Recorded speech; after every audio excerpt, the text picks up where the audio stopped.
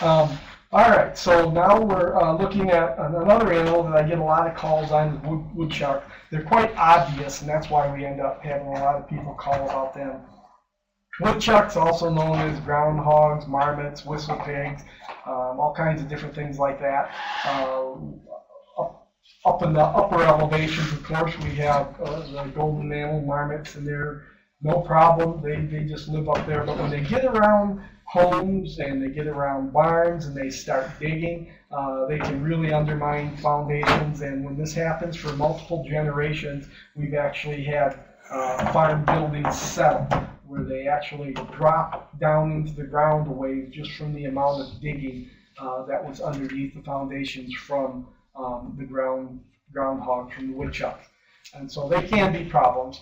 Habitat modification and cultural things kind of go together.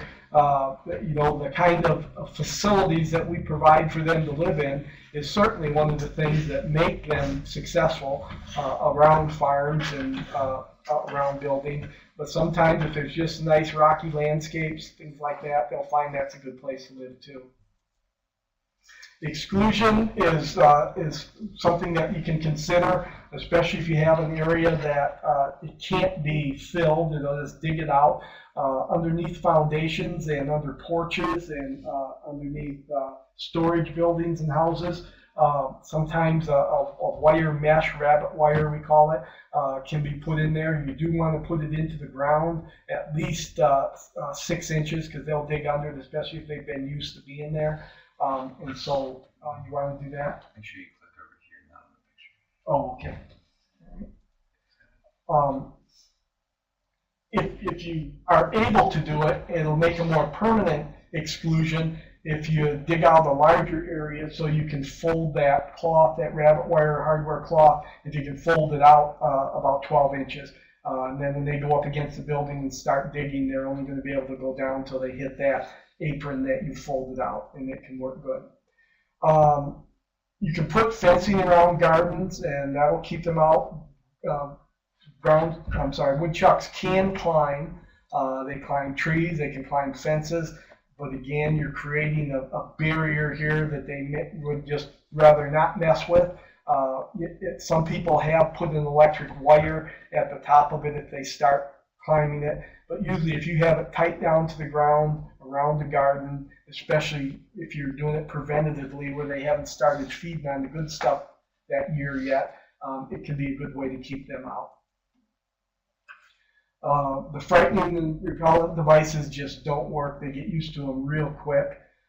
If you're going to have to remove them, there's a few different ways you can do it. Certainly you want to consider shooting, trapping, fumigants, but we don't have any poisons that are labeled for woodchuck removal. The conibear traps, again, work good for the woodchucks, putting it over their hole. The problem is, in many cases, they have multiple holes, or the holes are long, or they've just got rocks poking out of them, and there's not a good way to get the trap there. So quite often you can't use the conibear traps for them. If you live trap, they're quite easy to catch in, just using apple slices or greens of some kind, even carrots or anything that's got a little bit of texture to it, they'll take. You want to bait them so that they are eating the food before they get into the trap. Like to put a little bit of bait outside the trap, put some bait right at the doorway, partways in, right on top of the treadle, the actual triggering device, and then kind of a mother load beyond that where you put a big quantity of it so that they spend some time in there so that they will encounter that treadle. So, and they are quite easy to trap. They can be shot. Again, be very cautious. As I mentioned, they're found around foundations and rocks and things like that, and shooting in that kind of a situation can be dangerous. So not always practical, and certainly in urban situations, it's not safe or legal. Fumigants that can be used. Photoxin works real well if you can seal the hole up, just like we were talking about with the other species. But if you're using it around the building, an additional caution is that these tunnel systems under buildings are not only extensive, but they might come out underneath the building.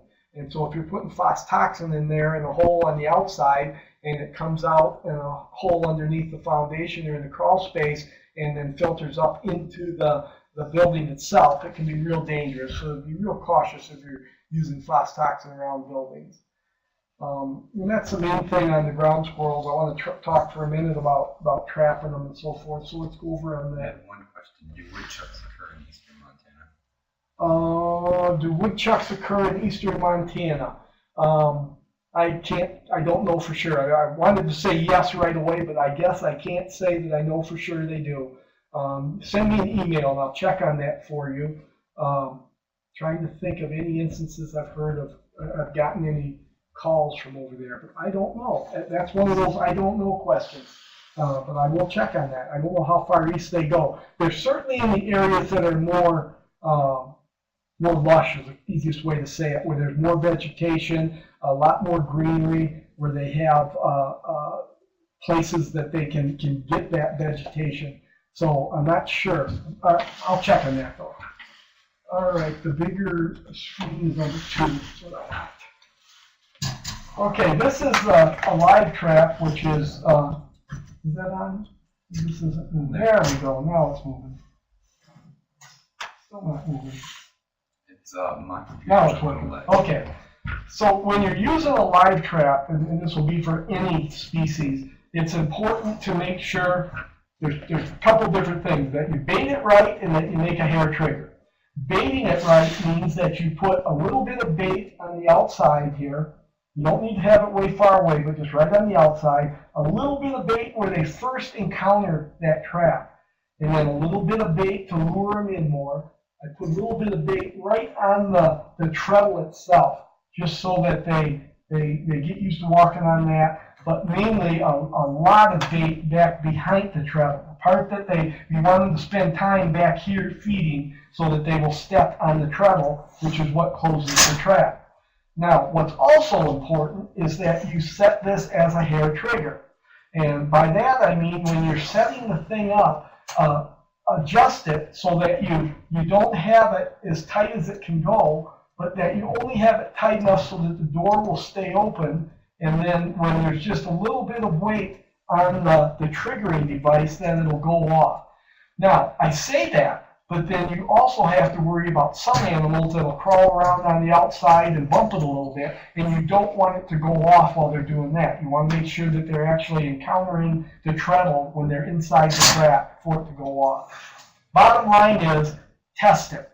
Work with it. Snap it a couple times. Try it. Make sure you've got it set the right way. Certainly a rabbit, or even a smaller animal than that, maybe a ground squirrel if you're trapping that, isn't going to put as much weight on it as something like a skunk or a house cat. So those are the reasons that you want to adjust it according to what you're trapping. These are the gas cartridges that are made for controlling woodchucks and other animals. And anyways, these would go down into the hole. Very important that you plug that hole up so that you keep all that gas inside, and those will work for that. The other thing that I mentioned was the conibear trap for the woodchuck, and again, the same type of thing that we talked about before. This goes over the hole after you set the trap. You put it over the hole, and so that the woodchuck comes out of the hole and pushes on the triggering device, and then that's what catches it. This is a 110 conibear, and it is almost too small for woodchucks, but it does work. They make other sizes up to, it was a large 110 that has different names, sometimes called a 120, and that really works better for these. Likewise, they make some with 2 springs, and that might be better for something that's large like a woodchuck. So anyway, that's the way to use those. All right.